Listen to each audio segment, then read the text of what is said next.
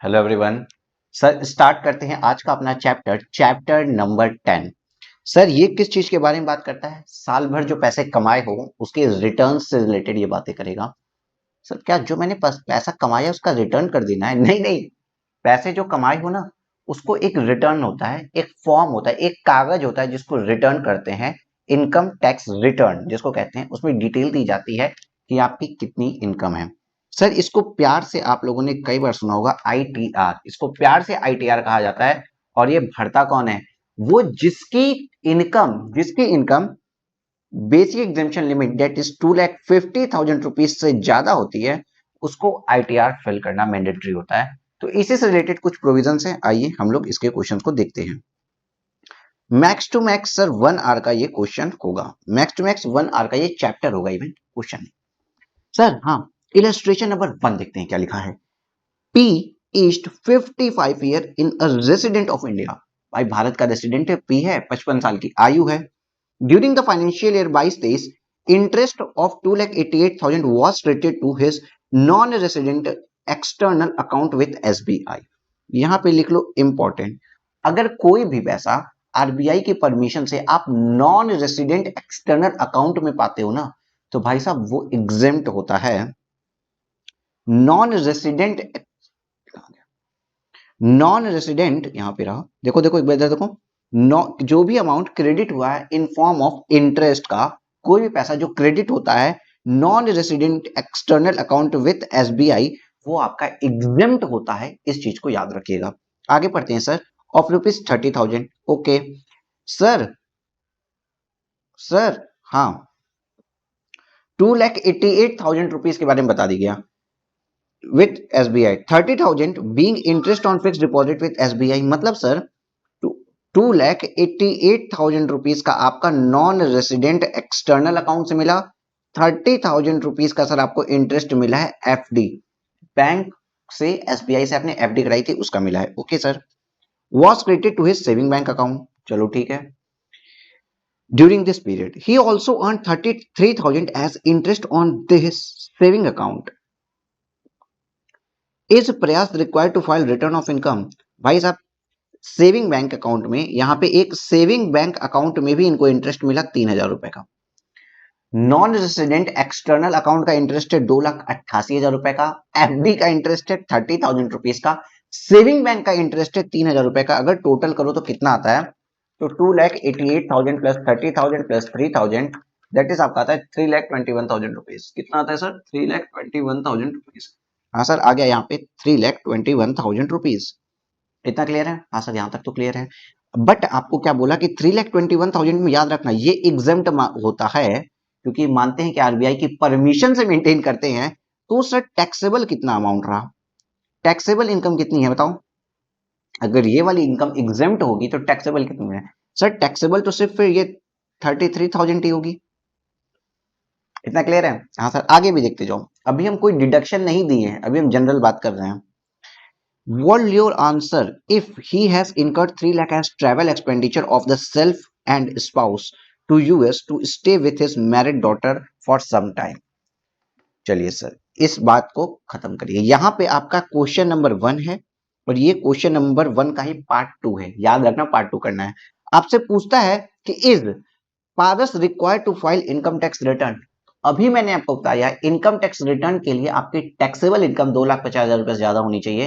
क्या पारस की taxable income 2,50,000 रुपए से ज्यादा हो रही है? जी नहीं। तो पारस को कोई भी आईटीआर भरने की जरूरत नहीं है। देखिए यहाँ पे यही बात लिखा है, an individual is required to furnish return of income under section 139(1) if his total income before giving effect of reduction under section 6A under chapter 6A, under chapter 6A की डिडक्शन देने के पहले, मतलब 80 वाली कोई भी सीरीज है ना, वो सब डिडक्शन देने के पहले अगर आपकी इनकम 2.5 लाख से ज्यादा है तो क्या क्या 80 वाली डिडक्शन, कोई भी 80 की सीरीज हो, चैप्टर 6A की deduction and section 54, 54B, 54D, 54EC या 54F, इन सबों के भी पहले कैपिटल गेन वाली जितनी भी हेड्स थी ना, कैपिटल गेन वाली जितनी भी डिडक्शंस थी, जितने भी सेक्शंस थे, वो सारे सेक्शन और डिडक्शंस के पहले आपकी income.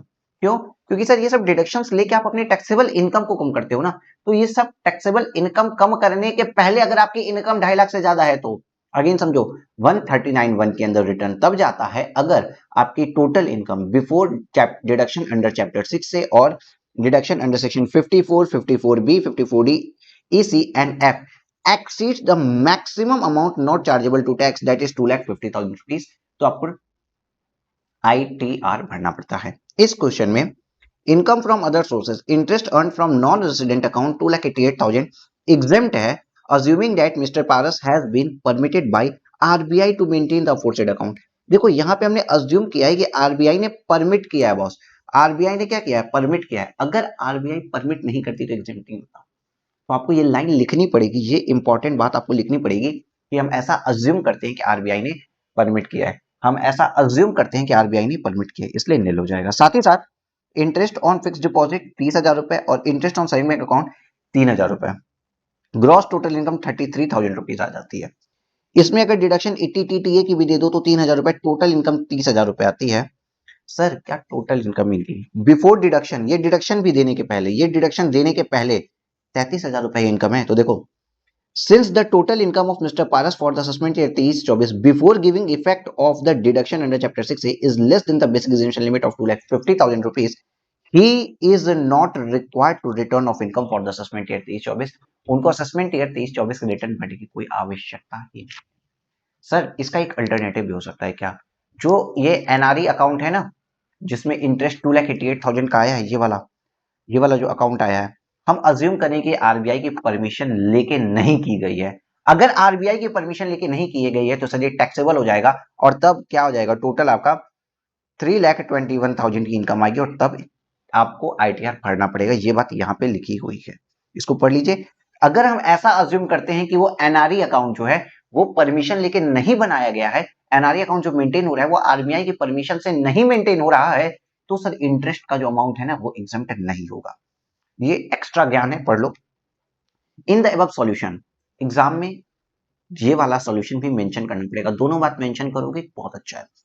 Interest of 2,88,000 earn from non resident external account has been taken as exempt on the assumption that Mr. Paras, a resident, has been permitted to RBI maintain the aforesaid account। यहाँ पे क्या लिखा है, यहाँ पे हमने इसलिए exempt किया क्योंकि हमको लगता है आरबीआई की परमिशन से भाई पारस मेंटेन कर रहा उस अकाउंट को।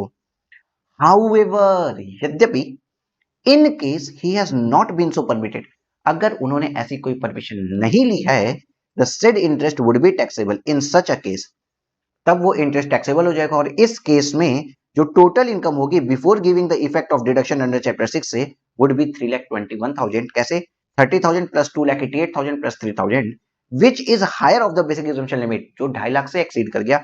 इस केस में he would require to file the return for the assessment year. इतना क्लियर है? हाँ सर यहाँ तक की बात तो क्लियर है। अच्छा एक बात और सुनो सर, देखिए इनकम टैक्स रिटर्न भरने के लिए मैंने भी आपको बोला कि सर इनकम टैक्स रिटर्न तब भरते हैं अगर आपका बेसिक एग्जेम्पशन लिमिट से ऊपर इनकम हो गई, 2.5 लाख रुपए से ऊपर आपकी इनकम हो गई, तब आप भरते हैं। लेकिन बेटा एक बात और याद रखना, क्या हमेशा ये 2.5 लाख की लिमिट लेके घूमेंगे क्या हम? बहुत बार ऐसा होता है कि आपके इन खर्चे के बेसिस पे भी हम लोग चेक करते हैं।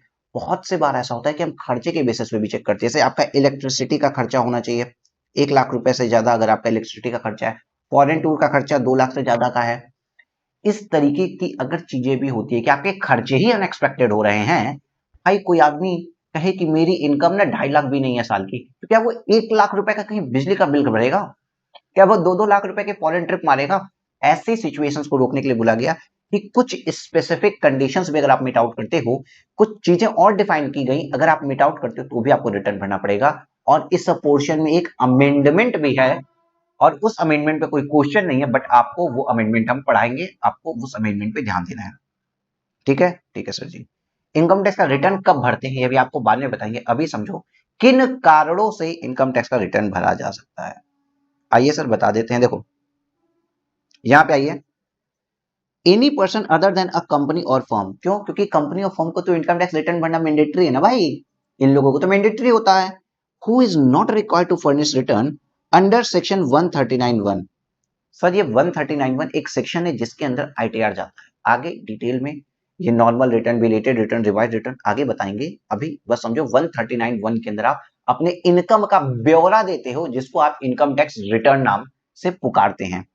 is required to file income tax return in the prescribed form and manner on or before the due date if during the previous year such person, किस किस पर्सन को देना पड़ेगा? पहला, he deposited an amount or aggregate of the amount exceeding rupees 1 crore in one or more current account maintained with the banking company or a cooperative bank.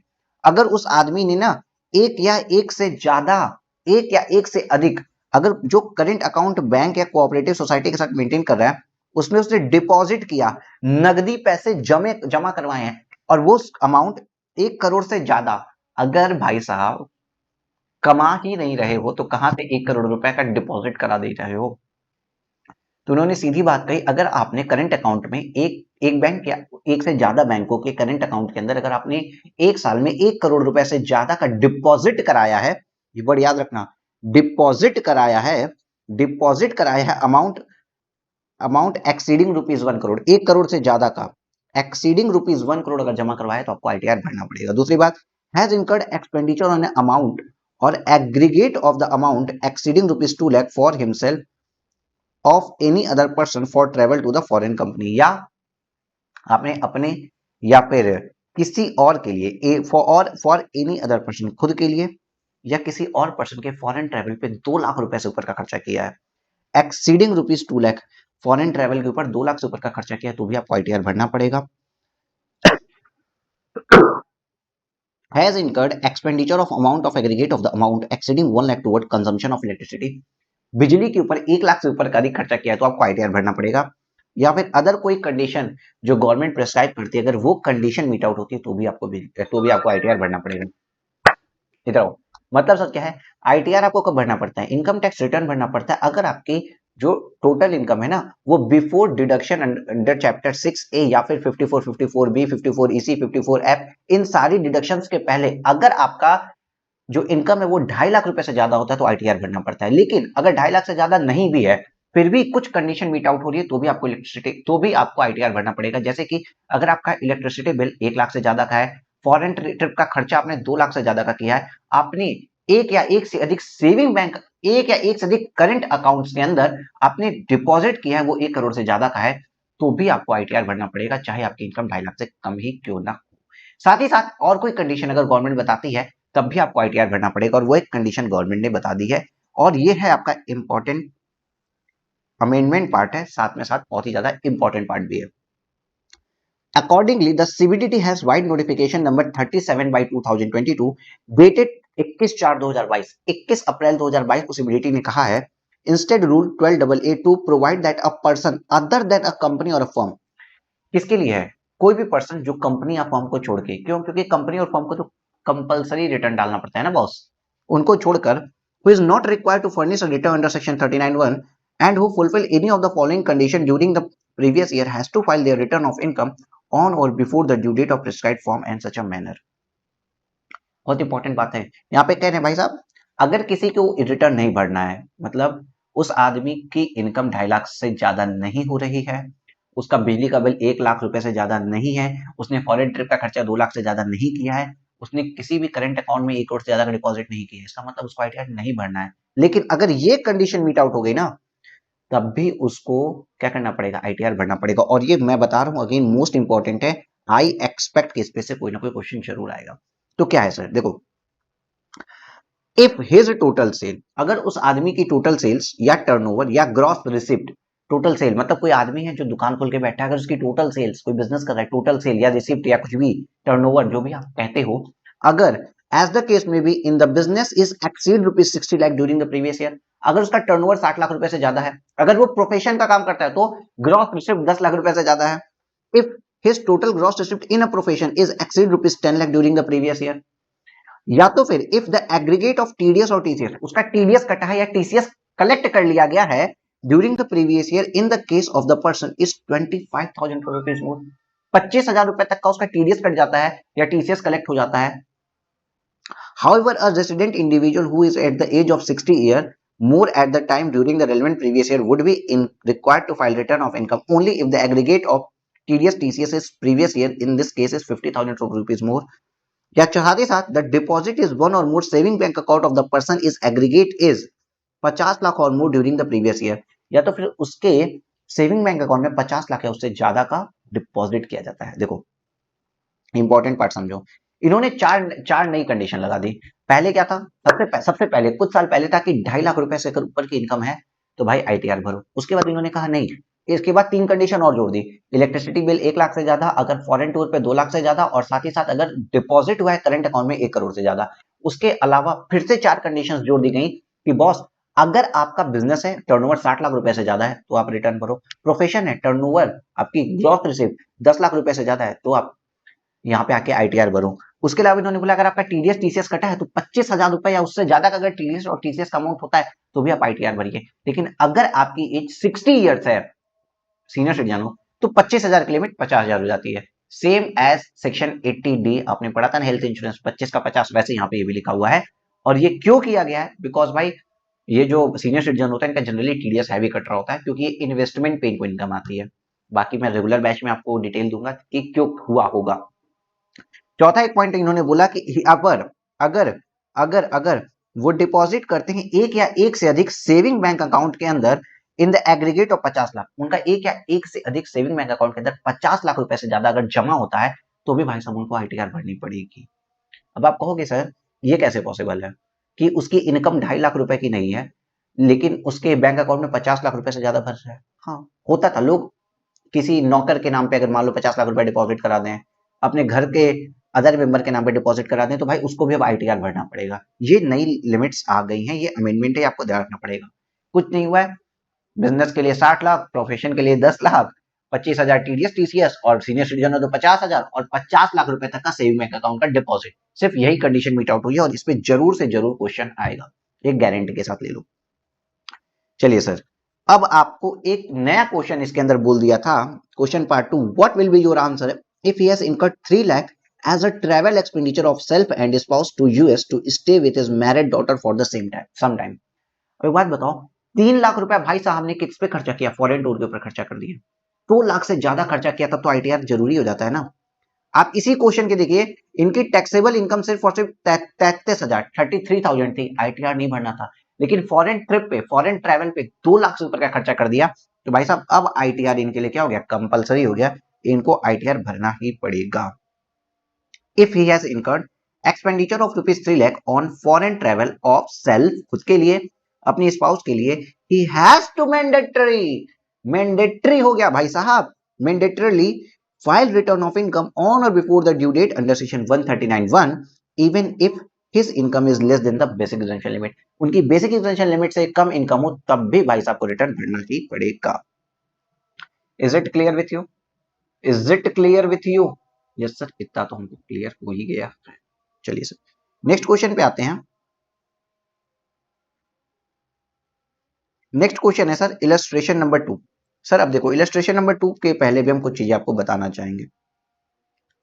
Sir देखो, previous year 2022-23 की हम बात करते हैं। प्रीवियस ईयर 2022-23, जो आदमी previous year 2022-23 में काम कर रहा होगा वो अपने इनकम का, उसकी इनकम कब उसको पता चलेगी कि पूरे साल में कितनी इनकम कमा ली है, ये कब पता चलेगी भाई? 1 अप्रैल 22 से ये कमा रहा है और 31 मार्च 2023 तक ये काम कर रहा है, तो इसको कब पता चलेगा कि इस पूरे साल में इसने कितना कमाया? At the year and 31 March 2023 को पता चलता होगा। 31 मार्च 2023 को पता चलेगा ना कि पूरे साल भर में, इस पूरे साल भर में मेरी इनकम कितनी हुई है। हाँ सर, तो एक बात बताओ, जैसे ही यहाँ पे आया तुरंत कहते हैं आओ भाई पकड़, आओ चलो चलो रिटर्न भरो, ऐसा नहीं करेंगे, तुरंत इन्हें पकड़े मारने लगेंगे रिटर्न भरो। और ऐसा भी नहीं कह सकते कि जब मन करेगा तब भर देना। अगर ऐसे कर दिए ना कि जब मन करेगा तब भर देना, कोई कहेगा हम अपने बर्थडे पे भरेंगे, कोई कहेगा कि हम अपनी मैरिज एनिवर्सरी पे भरेंगे, कोई कहेगा मेरा जब मन करेगा तब भरेंगे, कोई कहेगा होली पे भरेंगे, कोई कहेगा दिवाली पे भरेंगे, कोई कहेगा भरेंगे नहीं जाओ। तो मतलब हमें कोई ना कोई एक डेट तो सर्टेन करनी पड़ेगी ना भाई, इस डेट तक रिटर्न भर देना। हाँ सर, ये तो करना पड़ेगा। साथ ही साथ एक और प्रॉब्लम है, क्या सर? किसी का बिजनेस बहुत बड़ा, अंबानी, अदानी, किसी का बिजनेस बहुत छोटा है जिसकी ऑडिट ही नहीं होती, तो इन्होंने कहा इस तरीके से बाइफरकेट किया, बड़ा छोटा बिजनेस कैसे बांटे। अगर आपकी ऑडिट होती है तो आपको रिटर्न की ड्यू डेट क्या होगी, अगर आपकी ऑडिट नहीं होती है तो आपके रिटर्न, इनकम का ब्यौरा देने की ड्यू डेट क्या होगी। तो कहा गया अगर आपकी ऑडिट नहीं होती है तो 31 जुलाई तक, 31 जुलाई 2023 तक भाई साहब रिटर्न भर दीजिए। अगर आपकी ऑडिट नहीं होती है बट अगर आपकी 44 चलो ऑडिट होती है, अगर आपकी ऑडिट होती है, सेक्शन छोड़ दो, तो आप कब तक रिटर्न दे दीजिए, 31 अक्टूबर 2023 तक रिटर्न भर देना। आपको कब पता चला, आपको पता चल गया 31 मार्च 2023 को आपकी आमदनी। अब आपको अपनी इनकम का ब्यौरा देना है, आईटीआर भर देना है कि भाई मेरी इनकम इतनी थी, इतना टैक्स बनता है, ये ले लो सरकार, जय श्री राम, ऐसे कह देना है आपको। तो वो चीज कब करनी है आपको भाई साहब, 31 जुलाई 2023 तक, अगर आप ऑडिट पार्टी नहीं है। लेकिन अगर आपके बिजनेस की ऑडिट होती है, ऑडिट तो बिजनेस की होती है ना भाई, सैलरीड एम्प्लॉय की तो होती नहीं है, तो भाई तक वो लोग 31 अक्टूबर 2023 तक उनके पास समय होता है। अब सर एक और बात आती है, इसमें कुछ ट्रांसफर प्राइसिंग वाले भी होते हैं, तो उनके लिए वो चीज 30 नवंबर तक हो जाती है। जो ट्रांसफर प्राइसिंग वाली, ये आपके कोर्स के बाहर की चीज है, ट्रांसफर प्राइसिंग प्रोविजन नहीं आते हैं। इंटरनेशनल टैक्सेशन की बात होती है, जो लोग क्रॉस बॉर्डर वर्क करते हैं, भारत, यूएस से चाइना, जो लोग ट्रांसफर प्राइसिंग का जहाँ पे रूल लग जाता है 92C वाला, तो उनके लिए आ जाती है 30 नवंबर तक की। ठीक है, स्टेट को याद रखने की बहुत नीड नहीं है। अब बात करिए सर, बट हमारे भारत में ये लोग रिटर्न तो भरेंगे, इसको ही बोलते हैं सर 139(1) का रिटर्न, सेक्शन 139 सबसेक्शन 1 का रिटर्न, इसी को बोला जाता है, जो इन्होंने इनकम का ब्यौरा दिया। बट सर अभी बात तो खत्म हुई नहीं है, मतलब सर हमारे भारत है, हम भारतीय इतने शरीफ होते हैं क्या कि सब काम टाइम पे करें? बताइए सर, हम भारतीय के इतने शरीफ होते हैं क्या कि सारे काम टाइम पे करें? मतलब सर ऐसा भी हो सकता है कि कुछ लोगों ने लेट किया, कुछ लोग लेट किए, तो हाँ सर हो तो सकता है, लेट तो करते हैं। तो लेट करते हैं तो क्या करें सर, लेट होने दें? कोई 2 साल बाद दे रहा है, कोई 10 साल बाद दे रहा है, कोई 40 साल बाद दे रहा है, नहीं। अगर आप लेट भी करते हो तो कहा मैक्सिमम आप लेट कर दो, जिसको कहा जाता है बी लेटेड रिटर्न, लेट से डाले तो बी लेटेड रिटर्न। यहीं पे सुना, लेट से रिटर्न डालने के कुछ नुकसान होते हैं, जैसे कुछ खर्चों का डिडक्शन नहीं मिलता, या फिर आपको लॉस का कैरी फॉरवर्ड नहीं मिलता। चैप्टर नंबर 6 में मैंने लॉस पढ़ाया था ना, उसका कैरी फॉरवर्ड नहीं मिलता। ठीक है, लेट से रिटर्न तो डालने दे रहे हैं, लेकिन नुकसान आप ही का है लेट से रिटर्न डालने पे, क्योंकि अगर कोई नुकसान नहीं पहुंचेगा ना, तो कोई भी टाइम से रिटर्न नहीं देगा। तो लेट से रिटर्न भी डाल दे सकते हैं, कब तक? 31 दिसंबर 2023 तक, 31 दिसंबर 2023, दोनों लोगों के लिए ये डेट है। और इसका सेक्शन होता है 139(4), 139(4) इसका सेक्शन होता है। दोनों लोग 31 दिसंबर 2023 तक डाल सकते हैं। दैट इज, जिस असेसमेंट ईयर के लिए आप रिटर्न डाल रहे हो, प्रीवियस ईयर क्या था 2022-23, इसका असेसमेंट ईयर बताओ क्या होता है? असेसमेंट ईयर 2023-24, तो 3 month prior to the date, 3 month पहले, इस ये असेसमेंट ईयर कब खत्म होगा? 31 मार्च 2024, तो उसके 3 महीने पहले तक रिटर्न डाल सकते हो। मतलब 31 मार्च 2024 के 3 महीने पहले क्या होता है? 31 दिसंबर 2023, तो 31 दिसंबर 2023 तक आप बिलेटेड रिटर्न, जो देरी से रिटर्न डाल सकते हैं।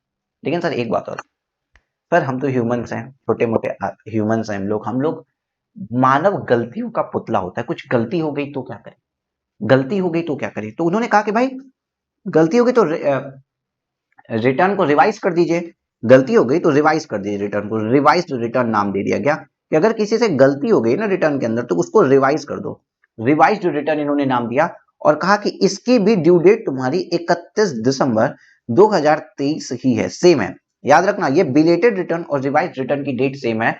तो रिवाइज रिटर्न जब कोई डालता है ना, तो सब कुछ बदल जाता है, बस डेट नहीं बदलती है। मतलब अगर मान लीजिए किसी ने 28 अगस्त को कोई रिटर्न डाली, 28 अगस्त 2023 को रिटर्न डाली, और रिटर्न में कुछ गलती थी, कुछ एरर्स थी, कुछ चीजें ओमिशन हो गया, कुछ छूट गया, और उसको करेक्ट करता है, ये मान लीजिए करता है 23 दिसंबर 2023 को, तो 23 दिसंबर 2023 को सब कुछ बदल जाएगा, लेकिन उस रिटर्न के ऊपर डेट पता है क्या रहेगी? 28 अगस्त 2023। माना जाएगा कि वो रिटर्न 28 अगस्त 2023 को ही गई थी। Belated return, sorry revised return आप डाल तो सकते हो 31 दिसंबर 2023 तक, डाल तो सकते हो 31 दिसंबर 2023 तक, गलतियां सुधार तो सकते हो, लेकिन डेट वही मान, तो डेट आपको वही मानी जाएगी जब आपने ओरिजिनल रिटर्न डाली थी।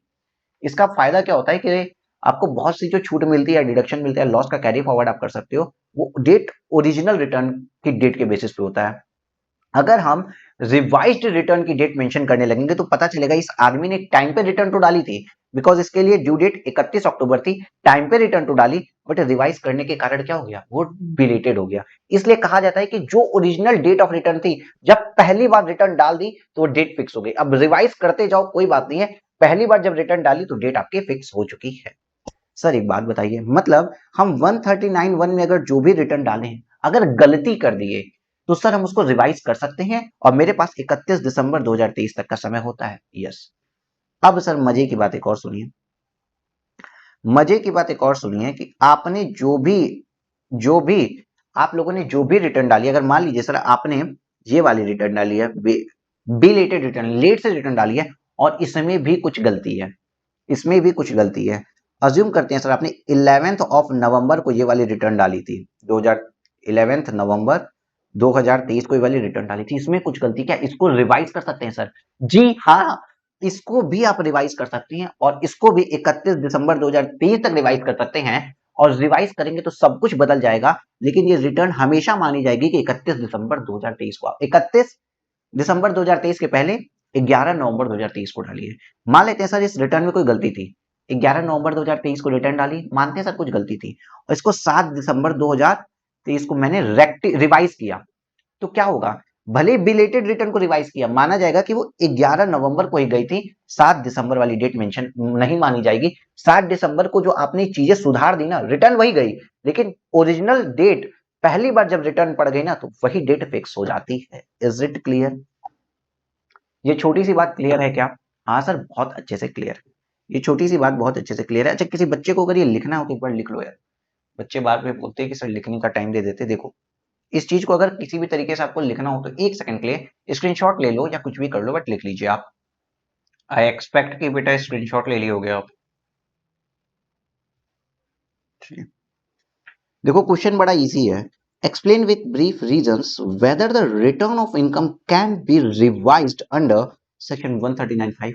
भाई रिटर्न रिवाइज हो सकती है कि नहीं हो सकती? अभी बताया, कोई भी रिटर्न रिवाइज हो सकती है up to 31 December 2023, current year के लिए बता रहे हैं। लॉ की लैंग्वेज क्या होगी उसको नीचे पढ़ेंगे। Of the income tax act 1961 in the following cases, belated return filed under section 139(4)। क्या बिलेटेड रिटर्न रिवाइज हो सकती है? यस सर, अभी आपने बताया। Return already revised once under section 139(5)। जी, आपने एक बार रिटर्न भर दी ना, मान लो आपने एक बार रिटर्न यहां भर दी, आपने एक बार रिटर्न यहां भर दी 11 नवंबर को, फिर आप उसको 17 तारीख को करते हो, फिर 23 तारीख को रिवाइज करते हो, फिर 30 नवंबर को रिवाइज करते हो, उसके बाद 2 दिसंबर को रिवाइज करते हो, 7 दिसंबर को रिवाइज करते हो, 9 दिसंबर को रिवाइज करते हो, जितनी बार मन करे उतनी बार रिवाइज करो, हिट टेल खेल खेल के रिवाइज करो, कोई प्रॉब्लम नहीं है। An number of times, multiple time, जितनी बार चाहो उतनी बार रिटर्न को रिवाइज किया जा सकता है। तो सर ये भी सही बात है। और return of loss filed under section 139(3), क्या इसको भी रिवाइज कर सकते हैं? जी हाँ, जो 139(3) के अंदर एक लॉस रिटर्न जाती है उसको भी रिवाइज किया जा सकता है। प्रॉफिट के लिए तो 139(1) के लिए बात हो गई, लेकिन लॉस के रिटर्न के लिए डिफरेंट 5 या 6 रिटर्न दी गई हैं, वो भी आगे के आपके क्वेश्चन में आएगा। तो 139(3) के अंदर जो लॉस रिटर्न जाता है उसको भी रिवाइज किया जा सकता है। आइए देखिए सॉल्यूशन क्या लिखा हुआ है। एनी पर्सन, कोई भी पर्सन, कंपनी हो, फर्म हो, इंडिविजुअल हो, एचयूएफ हो, एओपीबीआई हो, any person who has furnished a return under section 139(1) or 139(4) can file a revised return at any time before 3 months prior to the end of the relevant assessment year or before the completion of assessment whichever is earlier। Most important line कौन सी है? जो law की language है, जो आपको exam में लिख के आनी होगी, देखो यहां पे लिखनी होगी, can file a revised return at any time before 3 months prior to the end of the relevant assessment year। can file anytime, can file a revised return anytime before 3 months prior to the end of the relevant assessment year। उस relevant assessment year के खत्म होने के 3 महीने पहले तक कभी भी आप उस रिटर्न को कर सकते हैं। बिफोर 31 दिसंबर 2023 कभी भी आप उस रिटर्न को रिवाइज कर सकते हैं। और before the completion of assessment which ever is earlier, या तो फिर जब उसका असेसमेंट हो गया ना, असेसमेंट ऑर्डर आ गया, मान लो आपने रिटर्न 31 जुलाई को डाली, उसके बाद आपने रिटर्न डाल दी, आपने ऐसे रिटर्न डाल दी, अब भाई डिपार्टमेंट भी वहां से प्रोसेस करता है। डिपार्टमेंट ने 30 अक्टूबर को रिटर्न प्रोसेस करके असेसमेंट कर दिया है, डिपार्टमेंट ने अक्टूबर में ही प्रोसेस करके रिटर्न को असेसमेंट कर दिया, तो भाई साहब अब रिवाइज रिटर्न नहीं डाल सकते, क्योंकि डिपार्टमेंट ने भी अपना काम कर दिया। पहले आपने अपना काम किया, अब डिपार्टमेंट ने अपना काम किया, काम खत्म हो गया, अब रिवाइज मत करो। वही होता है कि जनरली केसेस में पहले रिटर्न असेसमेंट होता ही नहीं है, ड्यू डेट के पहले असेसमेंट नहीं होता है इन जनरल केसेस। तो भाई ये लाइन यहाँ लिखी तो है, बट प्रैक्टिकली इतना जल्दी असेसमेंट नहीं होता है। सीधी बात है, आप रिवाइज रिटर्न कब डाल सकते हो? 3 month prior to the end of the relevant assessment year और बिफोर असेसमेंट, ठीक है, विच एवर इज अर्लियर, ठीक है सर जी।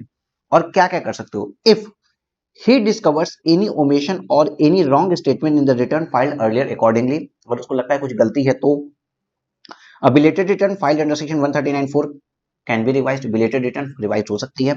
दूसरा, a return revised earlier can be revised again as the first revised return replace the original return, पहले जो revised return डाले हो फिर से भी उसको रिवाइज कर सकते हो क्योंकि वो जो पहले रिवाइज रिटर्न था उसको रिप्लेस कर देगी आपकी दोबारा वाली रिवाइज रिटर्न।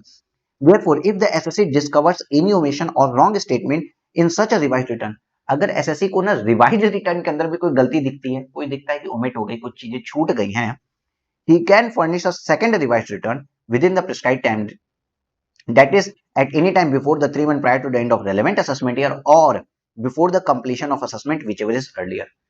सर इस लाइन का मतलब एक बार फिर से समझा देते हैं।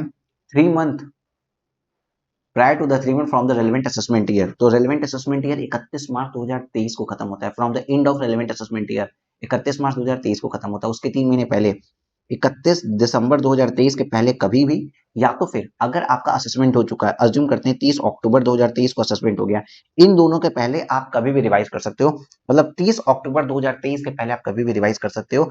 लेकिन आपको जो भी एमसीक्यूज या क्वेश्चंस आ रहे होंगे वो generally 3 month from the end prior to the 3 month from the end of the relevant assessment year के ऊपर ही आते हैं। असेसमेंट जनरली इतना जल्दी होता नहीं है, ठीक है, ठीक है sir ji.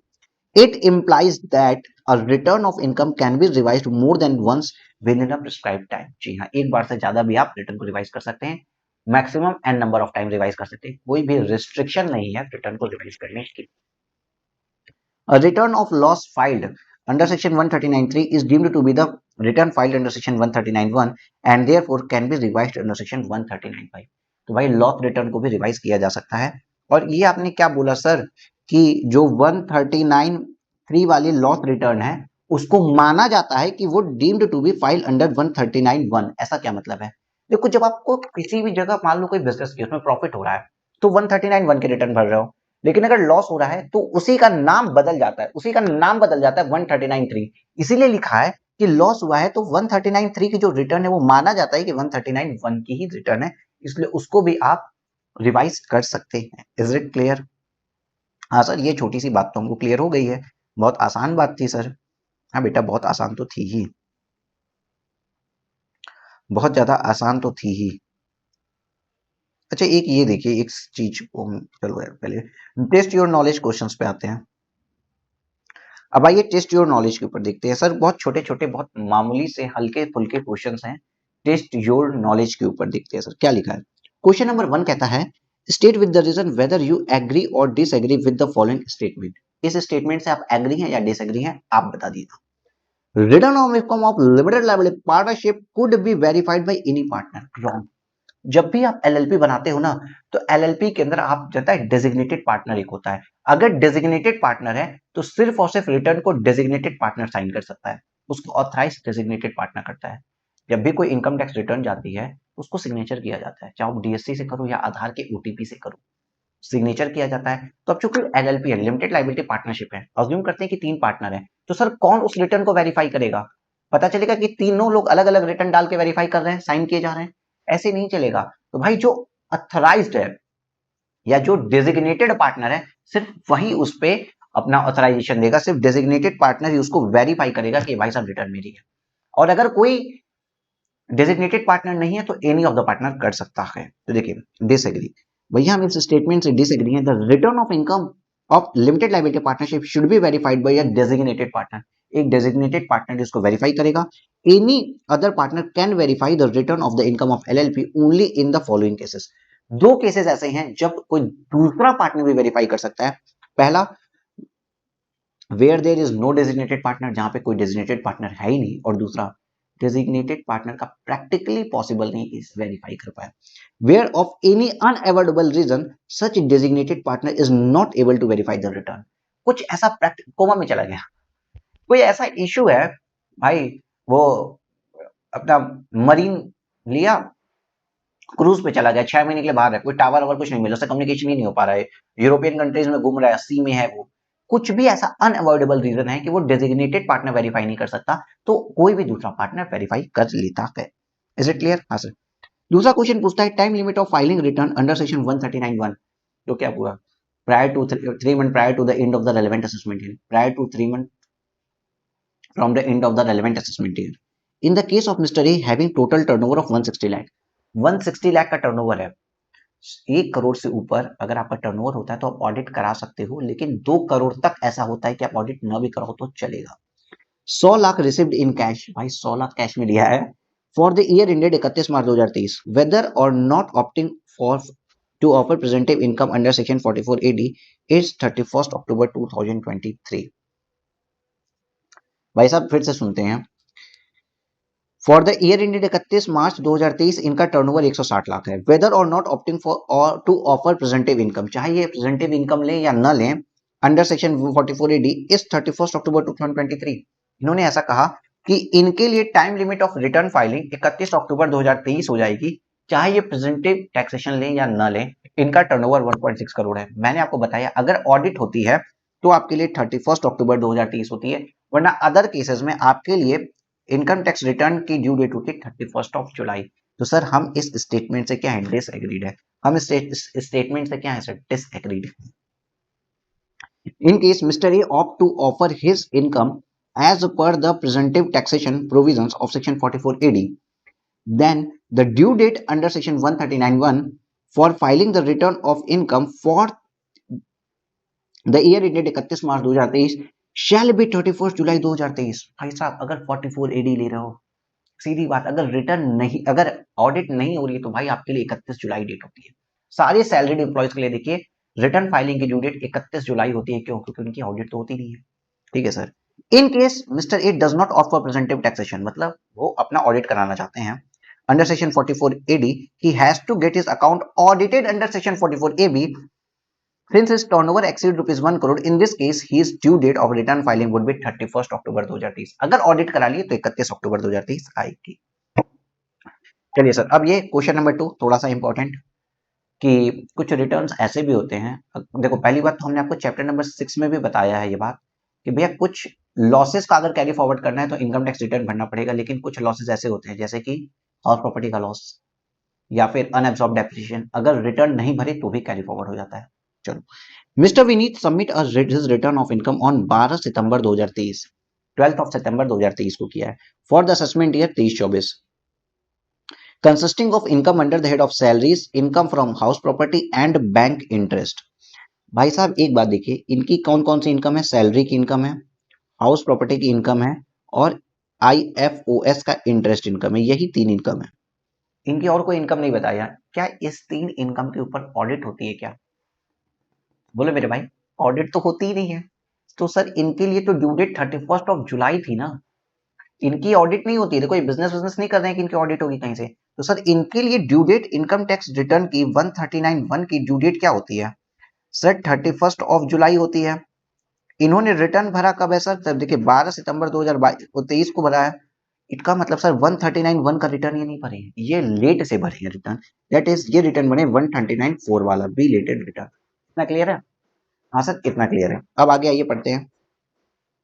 On 21 December 2023, 21st of December 2023, he realized that he had not claimed deduction under section 80 TTA in respect of his interest income on the saving bank account।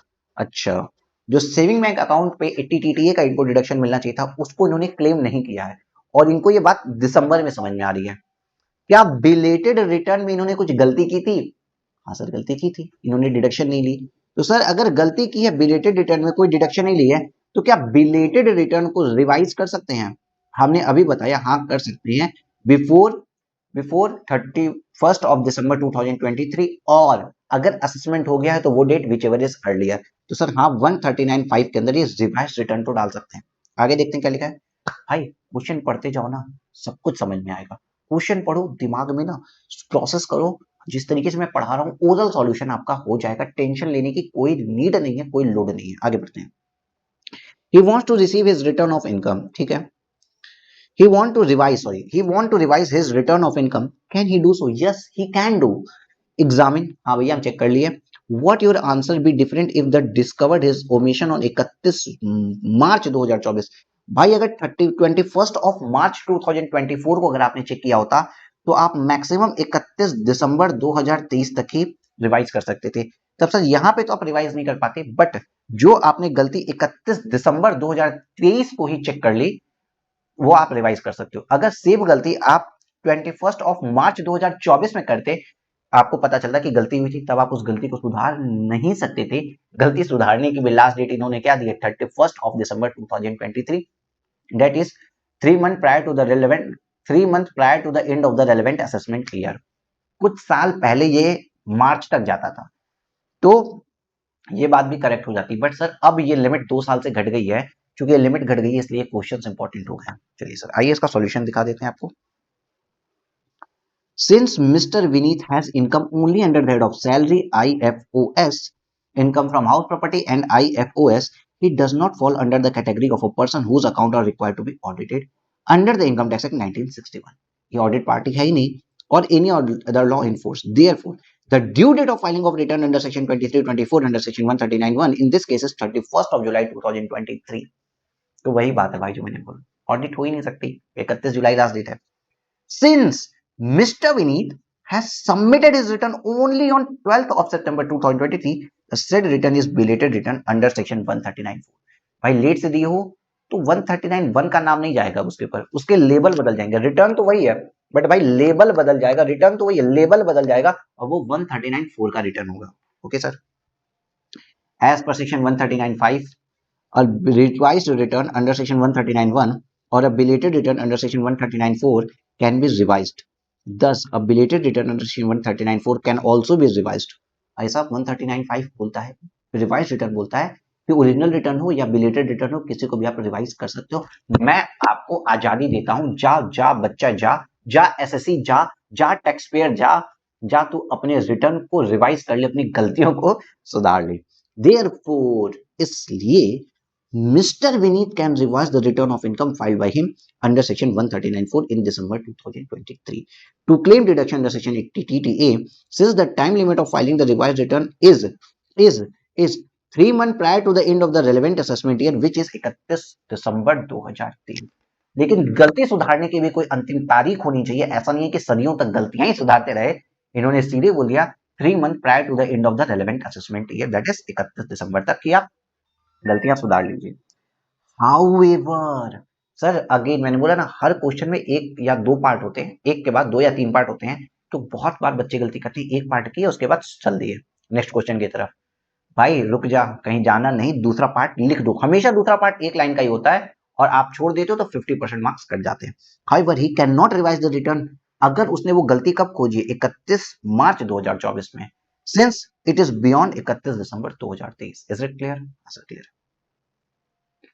Sir ये क्या ट्रू फॉल्स है क्या sir, कुछ गलत सही भी check करना है क्या? हाँ आइए पढ़ते हैं क्वेश्चन नंबर 3। आओ क्या है गलत क्या है सही देखते हैं। Question number 3, examine the reason with reason whether the following statement are true or false with regard of the provision of Income Tax Act 1961। ठीक है sir, the assessing officer has the power inter alia to allot PAN to any person by whom no tax is payable। हाँ sir, ये एक provision है कि अगर assessing officer को लगता है, मतलब इनकम टैक्स डिपार्टमेंट के असेसिंग ऑफिसर को अगर लगता है, एओ को ये लगता है कि इस आदमी को पैन अलॉट हो जाना चाहिए, एओ को ये लगता है कि इस आदमी को, इस टैक्स पेयर को पैन अलॉट हो जाना चाहिए, चाहे इसकी कोई टैक्सेबल इनकम आ रही है या नहीं आ रही है। हो सकता है बाहर बार विदेश जाता है, और बहुत सी ऐसी जगह हैं जहां पे पैन लगता है। वो 18-19 केसेस आपके बुक में दिए हैं, आई गेस 18 केसेस दिए हैं, उसको एक बार आपको रीड जरूर करना है। तो ऐसा हो सकता है कि ना कि टैक्स पेबल नहीं है लेकिन फिर भी पैन की जरूरत पड़ सकती है, तो असेसिंग ऑफिसर खुद से उसको पैन अलॉट कर सकता है। पैन के लिए आपको एप्लीकेशन लिख के देने की नीड नहीं है, एप्लीकेशन बिना दिए भी असेसिंग ऑफिसर आपको पैन अलॉट कर सकता है, ये एक पावर दी गई है। तो it is true. Section 139A(2) के अंदर बोला गया है कि प्रोवाइड, ये एक सेक्शन है जिसमें कहता है कि दैट द असेसिंग ऑफिसर में, असेसिंग ऑफिसर चाहे तो, उसकी इच्छा के ऊपर है, चाहे तो having regard of the nature of transaction, transactions के नेचर को समझते हुए, किस तरीके की ट्रांजैक्शन इस बात को समझते हुए, as may be prescribed also allot a PAN to any other person whether any tax is payable by him or not। चाहे उसके द्वारा कोई टैक्स पेबल होता है या नहीं होता है। अगर असेसिंग ऑफिसर को लगता है कि ऐसा कोई ट्रांजैक्शन है जिसमें इस आदमी को पैन अलॉट हो जाना चाहिए, तो असेसिंग ऑफिसर भले ही उसका कोई टैक्स पेबल आए चाहे ना आए उस एसएससी का, उसको पैन अलॉट कर सकता है। Is the manner in the accordance with the procedure as may be prescribe, PAN allot कर सकता है। नेचर ऑफ ट्रांजैक्शन के बेसिस पे होता है। भले कोई इनकम नहीं है, चले गए 15 लाख की गाड़ी खरीदने, भाई पैन चाहिए ही चाहिए। ठीक है सर जी। दूसरा क्वेश्चन क्या कह रहे हैं, weather the karta of HUF is absent from India, है ही नहीं भाई, भारत से भाग गया, कर्ता एचयूएफ का एब्सेंट है इंडिया से। The return of income can be verified by any male member of the family. Sir ये इनकरेक्ट है, ये फॉल्स बात है। क्यों? क्योंकि कोई मेल मेंबर का मतलब नहीं होता। एचयूएफ में कोई भी मेजर मेंबर कर सकता है, कोई भी 18 प्लस वाला मेंबर कर सकता है, चाहे वो मेल हो चाहे फीमेल हो। ऐसा कहीं नहीं लिखा है कि केवल मेल मेंबर ही रिटर्न को वेरीफाई करेंगे। Section 140B provide that whether the karta of HUF is absent from India the return of income can be verified, verify हो सकती है by any other adult member, कोई भी एडल्ट मेंबर कर सकता है, कोई भी एडल्ट मेंबर वेरीफाई कर सकता है of the family. Such member can be a male or can be a female member. तो कोई प्रॉब्लम नहीं है। ये बात जो लिखी है केवल मेल मेंबर गलत है, इनकरेक्ट है। Okay okay sir. अब सर क्वेश्चन नंबर 4 एक पढ़ते हैं, बहुत छोटा सा और मजाक मजाक भरा question. Explain the term return of loss. Return of loss क्या है? लॉस की वापसी नहीं। रिटर्न का क्या मतलब हुआ? ये जो कागज हम लोग देते हैं ना, ये कागज हम लिख के जो देते हैं कि ये देखो ये रहा मेरा इनकम का स्टेटमेंट, तो ये जिस कागज पे हम लिख के भेजते हैं सब कुछ, जो फॉर्म होता है वो होता है आईटीआर, इनकम टैक्स रिटर्न। तो अगर जब इसमें हमने लॉस की डिटेल लिख दी ना, जब हमने इसमें लॉस के बारे में लिख दिया, that called loss return, that is return of loss. क्या हुआ? Return of loss. Under income tax act, explain the term return of loss under the Income Tax Act 1961. Can any loss be carried forward even if the return of loss has not been filed is required?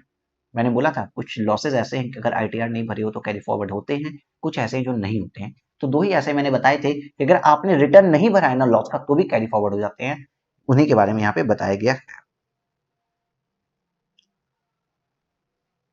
देखो देखो देखो, a return of loss is a return which shows certain losses, जिसमें losses दिखते हैं वो return loss होता है। Section 80 provide that the losses specified therein can not be carry forward. Section 80 कहता है कि ये वाले लॉस कैरी फॉरवर्ड नहीं कर सकते हैं बिना रिटर्न भरे, unless the such losses are determined in pursuance of return filed under the provision of section 139(3). 139(3) के अंदर सारे लॉस का रिटर्न जाता है। ठीक है, 139(3) कहता है that carry forward of the losses specified therein, the return should be filed within the time limit specified under section 139(1). कि अगर आपको लॉस को कैरी फॉरवर्ड करना है तो लॉस के लिए 139(3) का रिटर्न भरना पड़ेगा, लेकिन विद इन टाइम, वो 31 जुलाई या फिर 31 अक्टूबर, विद इन टाइम आपको रिटर्न भरना पड़ेगा। Following losses are covered by section 139(3). ये सब जो लॉसेस है ना, ये 5 लॉसेस अगर आपने रिटर्न टाइमली नहीं भरे ना तो कैरी फॉरवर्ड नहीं मिलता है। कौन कौन से लॉस होते हैं? Business loss carry forward under section 72(1), business का loss. Speculative business loss to be carry forward under section 73(2), इसके लिए भी आपको रिटर्न भरना पड़ेगा, कैरी फॉरवर्ड करना है। इसके लिए भी आपको रिटर्न भरना पड़ेगा अगर इस लॉस को कैरी फॉरवर्ड करना है। Loss from specified business to be carry forward under section 73(A)(2), अगर इस लॉस को कैरी फॉरवर्ड करना है तो भी रिटर्न भरना पड़ेगा। Loss under capital gain to be carry forward under section 74, साथ ही साथ loss incurred in the activity of owning and maintaining resources to be carry forward under section 74(A)(3). अब इट मीन सर ये कुछ 5 ऐसे losses हैं जिनको with in, आपको अगर इस लॉस को कैरी फॉरवर्ड करना है तो आपको 139(3) का रिटर्न भरना पड़ेगा within time specified as per section 139(1). इतना क्लियर है? फ्लिकर कर रहा है क्या? हाँ सर इतना तो क्लियर है, फ्लिकर कर रहा है ये, सही हो गया। हाँ सर इतनी बातों को क्लियर है। इट मींस देखो, आपको बिजनेस का लॉस हो गया, स्पेसिफाइड बिजनेस का लॉस हो गया, या फिर स्पेकुलेटिव बिजनेस का लॉस हो गया, ओनिंग एंड मेंटेनिंग रिसोर्सेज है, कैपिटल गेन है, इन पांचों का लॉस अगर कैरी फॉरवर्ड करना है तो 139(3) का रिटर्न ऑन टाइम भरना पड़ेगा। या तो 31 जुलाई आपकी लिमिट होगी या तो 31 अक्टूबर आपकी लिमिट होगी। ठीक है, लेकिन हाउएवर दो लॉसेस मैंने बोला क्या, हाउस प्रॉपर्टी का और अनअब्जॉर्ब्ड डेप्रिसिएशन, रिटर्न नहीं भी भरे हो तो भी कैरी फॉरवर्ड हो जाता है। देखो, however loss from house property to be carried forward under section 71(b) and unabsorbed depreciation under section 32 can be carried forward even if return of loss has not been filed as required under section 139(3). 139(3) का अगर return नहीं भी भरा है तो भी ये दोनों लॉस तो कैरी फॉरवर्ड हो जाते। Is it clear? हाँ सर क्लियर है। आइए सर अब आज के लास्ट क्वेश्चन की तरफ चलते हैं। इलस्ट्रेशन सॉरी क्वेश्चन नंबर 5 आज का लास्ट क्वेश्चन है सर। ये क्या कहता है आपसे, पढ़ते हैं सर। क्वेश्चन नंबर 5 पढ़ते हैं। आज का लास्ट क्वेश्चन क्या कहता है, देखिए। Mister Aakash has undertaken certain transaction. Aakash ने कुछ ट्रांजेक्शन्स की हैं। खरीदना बेचना ये सब ट्रांजेक्शन होते हैं, ठीक है। कुछ खर्चा कर देना ट्रांजेक्शन होता है। तो आकाश ने कुछ ट्रांजेक्शन की हैं during previous year 22-23 which are listed below. ठीक है, ये कुछ पांच ही है क्या? हाँ, ये कुछ 5 ट्रांजेक्शन्स की आकाश ने। Okay sir, you are required to identify the transaction in respect of which quoting a PAN is mandatory in the related document. क्या इन ट्रांजेक्शन को करने के लिए पैन को कोट करना जरूरी है? पैन कार्ड के बिना क्या ये ट्रांजेक्शन नहीं हो सकते? इस चीज को आपको चेक करना है। ये ऐसा ही केस पूछाता है कि अगर मान लीजिए किसी ट्रांजेक्शन को करने के लिए पैन कार्ड की नीड है, भले ही उस इंसान की जो वो ट्रांजेक्शन कर रहा है, मान लो मिस्टर ए ने कोई ट्रांजेक्शन किया, इसके लिए पैन कार्ड की नीड है, ठीक है, लेकिन इनकी इनकम जो है वो 0 रुपीज है। तो इनकम नहीं है लेकिन ट्रांजेक्शन के लिए पैन कार्ड की नीड है, तो क्या असेसिंग ऑफिसर पैन कार्ड खुद से डाल सकता है, खुद से अलॉट कर सकता है? हाँ, ये चीज हमने पहले पढ़ लिया। लेकिन अब यहाँ पे पूछ रहा है कि ये जो 5 ट्रांजेक्शन हैं, क्या इन 5 ट्रांजेक्शन्स को करने के लिए पैन कार्ड लगाने की आवश्यकता है कि नहीं है, ये पूछ रहा है। तो देखो ये थोड़ा सा ना एक बार आपको पढ़ना पड़ेगा। ये 14-15 पॉइंट दिए हुए हैं, मैं आपको दिखा देता हूं। अगर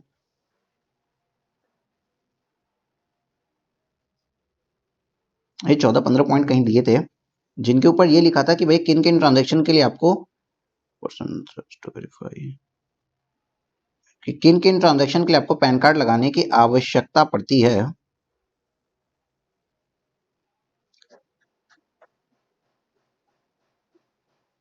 देखिए यहाँ पे लिखा हुआ है, देखो आओ आओ आओ आओ आओ बेटा, आओ बेटा।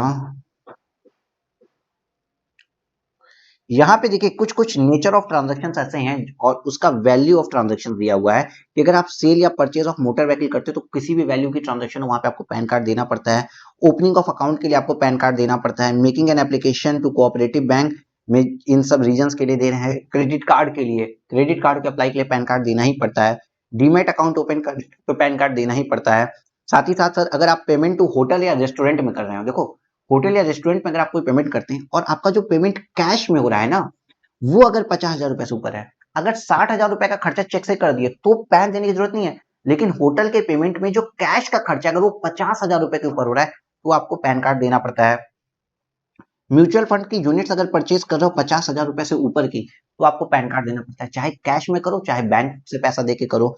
उसी तरीके से देखिए सर, अगर आपको डिबेंचर्स या बॉन्ड्स आप इश्यू कर रहे हैं और वो 50,000 रुपए से ऊपर के डिबेंचर्स आप खरीद रहे हैं, 50,000 से ऊपर के डिबेंचर्स आप खरीद रहे हैं, तो चाहे कैश पेमेंट करके खरीदें चाहे बैंक पेमेंट करके खरीदें तो भी आपको पैन देना पड़ता है। इस तरीके की ये कुछ लिस्ट दी हुई है। इस लिस्ट को अगर आप एक बार पढ़ लोगे ना तो इनफ होगा आपके लिए। और मुझे लगता है कि बस इससे ज्यादा इस लिस्ट को कोई रटता नहीं है, कभी भी कोई रटता नहीं है। इसी लिस्ट के बेसिस पे कुछ क्वेश्चंस आपको यहाँ पे दे दिए गए हैं। प्रॉब्लम ये है, इसी लिस्ट के बेसिस पे कुछ क्वेश्चंस आपको दे दिए गए हैं। इस लिस्ट को कोई रटता नहीं है, एक बार अगर आप देख लिए तो भी आपको याद हो जाएंगे। जैसे कि इन्होंने पहली बात कही, देखो payment of life insurance premium, in 5 transaction के लिए बात हो रही है। चलो इन 5 ट्रांजेक्शन को पढ़ते हैं। Payment of life insurance premium of ₹45,000 in the financial 23-24 by the account पे cheque of LIC for issuing life of self and spouse. आपको 80C 80D की डिडक्शन नहीं सोचनी है कि लाइफ 80C 80CCC कुछ नहीं सोचना। ये बताओ क्या इस ट्रांजेक्शन को करने के लिए पैन कार्ड डालना जरूरी है, पैन कार्ड लगाना ट्रांजेक्शन के साथ जरूरी है? तो यहाँ पे सीधे बोला गया no, since the amount paid does not exceed 50,000 in the financial 22-23। अगर ये LIC का अमाउंट 50,000 से ऊपर का होता तो शायद पैन कार्ड लगता, लेकिन यहाँ पे पैन कार्ड लगाने की जरूरत नहीं है। तो सर क्या ये कोई कंसेप्ट बेसिस चीजें हैं क्या? नहीं, ये आपका लर्निंग पार्ट है। इस चीज को थोड़ा सा दिमाग में रखना पड़ेगा, थोड़ा सा ध्यान में रखना पड़ेगा कि भाई यहाँ पैन कार्ड लगता है, यहाँ पे नहीं लगता है। ठीक है, ये थोड़ा सा ध्यान रखना पड़ेगा। वो 18 पॉइंट हैं, वो बाद में एक बार पढ़ लोगे तो याद रहेगा, पहले जितना भी पढ़ लो बहुत सी चीजें भूल चुक सकती हैं। लेकिन इन 5 चीजों को तो याद कर ही लेना, इन 5 ट्रांजेक्शन को तो याद कर ही लेना। दूसरा, payment of 1 lakh to a five star hotel to stay of 5 days with family out of 60,000 was paid in cash. अभी हमने देखा ना, होटल में पेमेंट कर रहे हैं और 50,000 रुपए से ऊपर अगर कैश में दे देते हैं तो पैन देना पड़ता है। Yes, since the amount paid in cash exceed rupees 50,000 रुपए तो पैन कार्ड देना पड़ेगा। अगर पूरा 1 लाख रुपए, सोचो कैश में पूरा 1 लाख रुपए अगर चेक काट के दे देता तो यहाँ पे पैन कार्ड नहीं देना पड़ता। उसके बाद payment of 80,000 by ECS through bank account for acquiring the debenture of A limited of an Indian company. अभी बताया ना, अगर किसी इंडियन कंपनी के डिबेंचर्स खरीद रहे हो और 50,000 रुपए से ज्यादा का है तो पैन कार्ड देना पड़ता है। वही बात लिखी है। Yes, since the amount paid to acquiring the debenture exceed rupees 50,000, mode of payment is not relevant in this case. Cash में दे रहे हो, ईसीएस दे रहे हो, क्रेडिट कार्ड, डेबिट कार्ड, कोई मतलब नहीं। अगर 50,000 के ऊपर का डिबेंचर खरीद लिए, भाई साहब पैन कार्ड दीजिए। चौथा पॉइंट कहता है पेमेंट ऑफ 95,000 बाई अकाउंट पे cheque to T Cook for travel to Dubai for 3 days to visit relatives के विजिट के लिए आपने थॉमस कुक को 90,000 रुपए 95,000 रुपीज की पेमेंट की है। तो देखो, no, since the amount was paid by account पे cheque, quoting of PAN is not mandatory even though the payment exceed 50,000 रुपए। इसको याद रखना, इंपॉर्टेंट गलती हो सकती है। 50,000 रुपए से ऊपर का खर्चा है, फॉरेन ट्रेवल के लिए खर्चा किए हो, तब भी 50,000 से ऊपर का खर्चा हो गया, तब भी कैश में पेमेंट नहीं की तो भी पैन कार्ड देने की नीड नहीं है। याद रखना, गलती कर सकते हो ना, सोचोगे फॉरेन ट्रैवल का खर्चा है, 50,000 से ऊपर है, पैन कार्ड होना चाहिए, नहीं है, कहीं रिक्वायरमेंट नहीं है पैन कार्ड की। ठीक है सर, इसको थोड़ा सा आईएमपी और कॉशन दोनों लिख लो, यहाँ पे गलती हो सकती है। लास्ट बोल रहा है applied of SBI for issue of credit card. अभी मैंने बोला अगर क्रेडिट कार्ड लेते हो तो भी आपको पैन कार्ड लगाना मैंडेटरी है। Yes, quoting of PAN is mandatory on making an application to issue to a banking company for issue of credit card. तो सर ये आपका था 5वां क्वेश्चन। यहाँ पे ये वाला चैप्टर नंबर 10 आपका कंप्लीट हो गया है। आई एक्सपेक्ट कि आप इसको को बहुत अच्छे से पढ़ लोगे। 1 घंटा भी नहीं लगा है, शायद 56 मिनट में पूरा चैप्टर खत्म हो गया। एक बार उठाओ, पूरा चैप्टर पढ़ लो, बंद करो, जो पॉइंट और पढ़ने हैं जैसे वो 18 पॉइंट पैन के वो सब कर लो, और भाई एग्जाम के लिए रेडी हो जाओ। अब ना क्वेश्चन पेपर लिखना स्टार्ट करो। आप क्वेश्चन पेपर मुझे भेज सकते हो, मैं आपका क्वेश्चन पेपर चेक कर दूंगा। मॉक टेस्ट पेपर जो आप लोगों को इंस्टीट्यूट इशू करेगा ना, तो वो आप मेरे स्टूडेंट जो है मुझे लिख के भेज सकते हैं, मैं उनका चेक कर दूंगा। किसी भी गाइडेंस के लिए मैं ऑलवेज आप लोगों के पास अवेलेबल हूँ। कभी भी मुझे मैसेज कर देना, व्हाट्सएप पे ऑडियो मैसेज भेज देना, कोई प्रॉब्लम नहीं, आपकी क्वेरी को मैं सॉल्व कर दूंगा। Take care, bye bye.